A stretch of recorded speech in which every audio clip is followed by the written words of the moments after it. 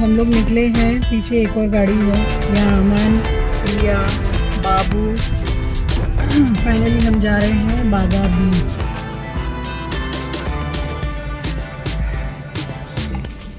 Bye bye.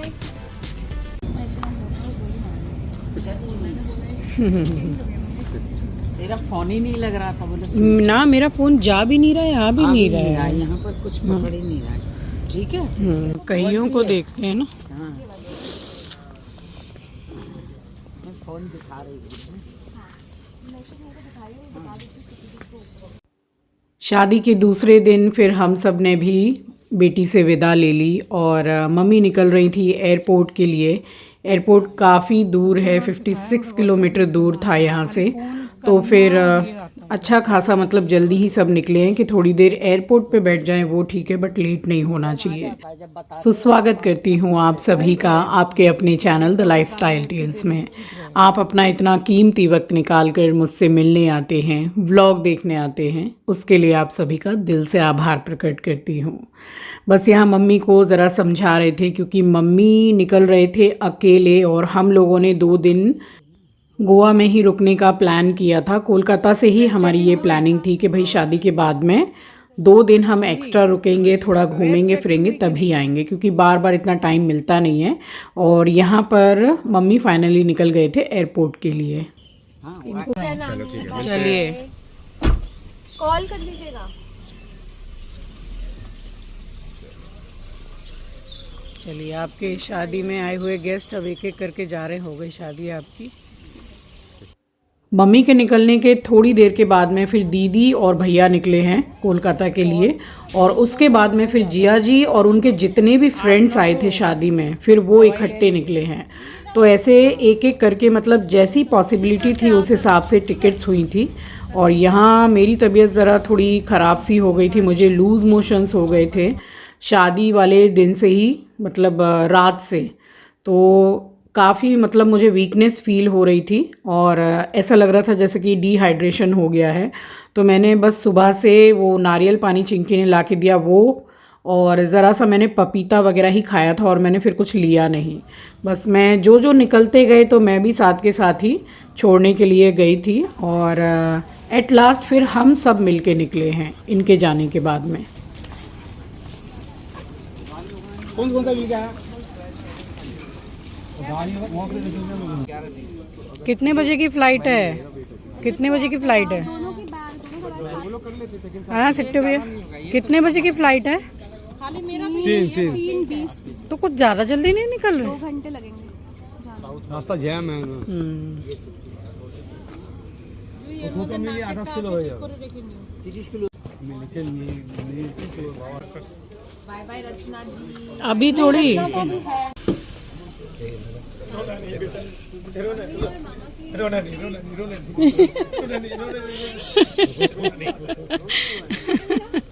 इस लड़के का नाम क्या है? इसका नाम क्या है? ये आपका दोस्त है?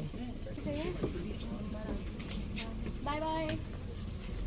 सो यहाँ फिर दीदी भी निकल गई थी और उसके बाद में फिर हम लोगों ने तैयारी की है। और ये विला आप देख रहे हैं ना, रिजॉर्ट, इतना ज़्यादा अच्छा लगा है मुझे, क्योंकि मैंने जितने भी व्लॉग हैं सब में मैंने तारीफ़ की है। बहुत ही खूबसूरत है, और जिसमें इससे पहले हम रुके थे वो भी बहुत अच्छा था। स्पेशली जो चीज़ अच्छी लगती है वो है ग्रीनरी, जो अब हमारे कोलकाता में ना के बराबर देखने को मिलती है। सो यहाँ सब ने रूम से अपना सामान वगैरह निकाल लिया था। वही मैंने बोला कि भाई एक बार चेक कर लो कुछ रह तो नहीं गया है, और उसके बाद फिर हम सब भी निकल गए। फाइनली यहाँ से चेकआउट हो रहा है। अब बागा बीच है, वहीं पे होटल में रूम बुक किया है। 18 तारीख की हम लोगों की रिटर्न है। बस हो गई शादी, शादी शादी शादी हो गई शादी। बेटी भी विदा हो गई, खुश है, बस यही चीज़ अच्छी है। अब फाइनली हम सब जा रहे हैं। मम्मी निकल चुकी हैं, दीदी निकल चुकी हैं, जिया जी सब निकल गए। हम लोग ने 2 दिन रुकने का प्लान किया।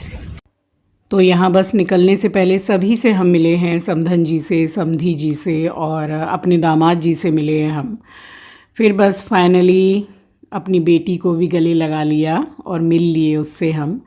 और ये आसान नहीं होता है बेटी को इस तरीके से छोड़ के जाना। कहने का मतलब है कि बस विदा तो कर ही दिया, अब वहाँ की हो गई है बेटी, बट फिर भी जब भी बेटियाँ आती हैं घर तभी ऐसा होता है कि फिर चाहे कितने ही साल क्यों ना हो गए हों बेटी को ब्याहे हुए, फिर भी आंखें भर ही आती हैं। जब बेटियां आती हैं तो खुशियां लेकर आती हैं और जब जाती हैं तो सबका मन उदास कर देती हैं। तो ये तो विधि का विधान है जो सबके ही घर में होता है। आज मैं कमेंट सेक्शन में कमेंट भी पढ़ रही थी कि भाई मेरी 2 बेटियां हैं, मेरी 1 बेटियां हैं, विदाई देखकर आपको रोना आ गया। तो विदाई, बेटी की विदाई एक ऐसी रस्म है, एक ऐसी प्रथा है कि कोई दुश्मन भी हो तो बेटी की विदाई देख के उसकी भी आंखें नम हो जाती हैं। और यहाँ फाइनली हम निकल गए थे और पहुँच गए अपने रिज़ॉर्ट जहाँ पर हमने रूम बुक किया था। ये यहाँ का रूम है, यहाँ बालकनी, ये यहाँ की बालकनी है, अच्छा है रूम।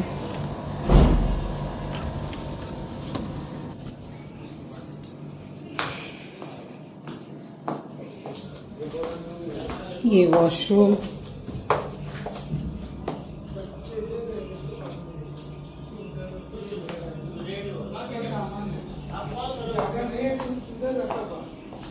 अब यहाँ पे हम लोगों ने चेक इन किया है और शाम को अब कहीं निकलेंगे। अभी तो थोड़ा रेस्ट करेंगे, खाने का ऑर्डर दिया है, खाना खा के करेंगे रेस्ट। अब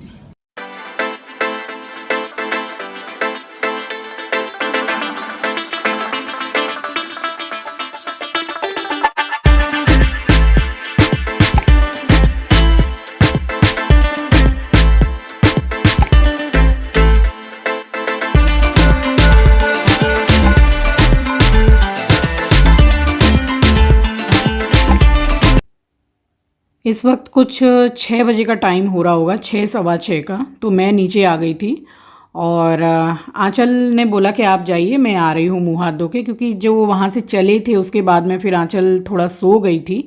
तो मैंने बोला मुँह हाथ धो के नीचे आ जाओ। तो यहाँ पूल के पास में ही हम लोगों ने चाय वगैरह सब कुछ मंगा ली थी और उसके बाद में काफ़ी देर हम लोगों ने यहाँ पर बातचीत की है, टाइम स्पेंड किया है।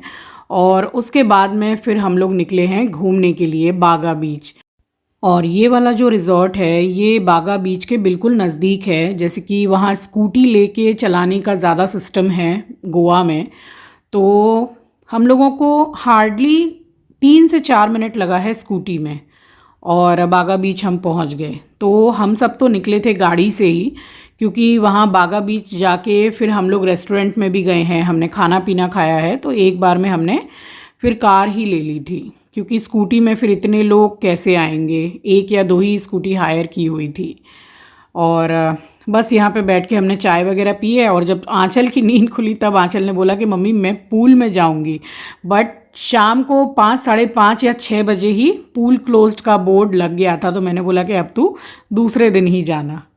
और यहाँ किसी की बुकिंग थी, रिंग सेरेमनी थी किसी की, तो काफ़ी सुंदर सजाया हुआ था, वही मैं आपको दिखा रही हूँ। और पूल के पास बैठ के चाय पीने का मज़ा ही अलग है, बहुत अच्छा लग रहा था यहाँ।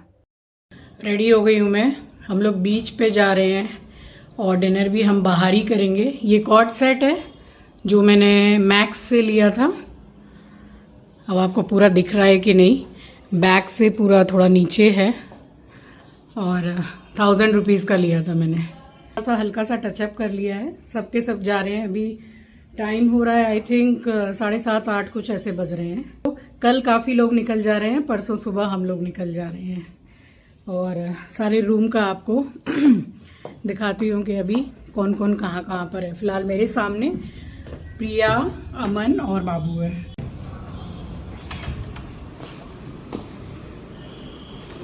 यहाँ पे ये सब चल रहा है, अभी ये लोग भी रेडी हो रहे हैं। बाबू लौट, अरे बाबू है बाबू, अब पैंट पहना है। वाह गाड़ी में कैच लग रही है। वाह मेरा बच्चा, बोलते तो वाव वाह। वाव। प्रिया रेडी हो जाना। आंचल भी रेडी है, गई है ऊपर नीलू और मनीषा के रूम में। वहाँ रितेश और नेहा का रूम अलग है, वो लोग रेडी हो रहे हैं, सब इकट्ठा निकलेंगे। और कभी कभार ही ऐसी ट्रिप होती है, फैमिली ट्रिप, फिर कहाँ किसको इतना टाइम रहता है। बस परसों हमारी जो फ़्लाइट है, एयरपोर्ट यहाँ से 56 किलोमीटर की दूरी पर है, तो 3:30 बजे की लगभग हमारी फ़्लाइट है दोपहर की, परसों की। बट हम निकलेंगे 10 साढ़े 10 बजे, क्योंकि जिनकी इतनी दूर की फ़्लाइट है बोल रहे हैं कि बहुत ज़्यादा ट्रैफिक है, इसलिए इतने घंटे पहले निकलना ही है। अब फाइनली हम लोग निकल रहे हैं, और मैं कितना शूट करके आपके साथ शेयर कर पाऊँगी मुझे नहीं पता है, क्योंकि मेरी फ़ोन की बैटरी एकदम डाउन हो रखी है और यहाँ लाइट का कुछ प्रॉब्लम था 2-2.5 घंटे से। जितना कर पाऊँगी देखती हूँ। पीछे एक और गाड़ी है, यहाँ अमन, प्रिया, बाबू, हम लोग संग में निकले हैं, बाकी लोग सब पीछे रितेश के साथ में। फाइनली हम जा रहे हैं बागा बीच यहाँ से, और मिल रही हूँ आपसे नेक्स्ट डे मॉर्निंग। और यहाँ की जो सुबह है वो बहुत खूबसूरत थी। चलिए मिलूँगी आपसे नेक्स्ट व्लॉग में। नए हैं तो सब्सक्राइब कर लीजिएगा, शेयर करना मत भूलिएगा।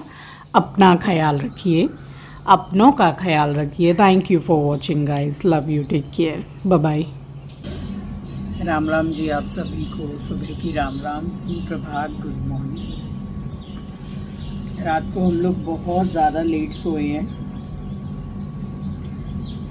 क्योंकि लेट हम लोग निकले ही थे।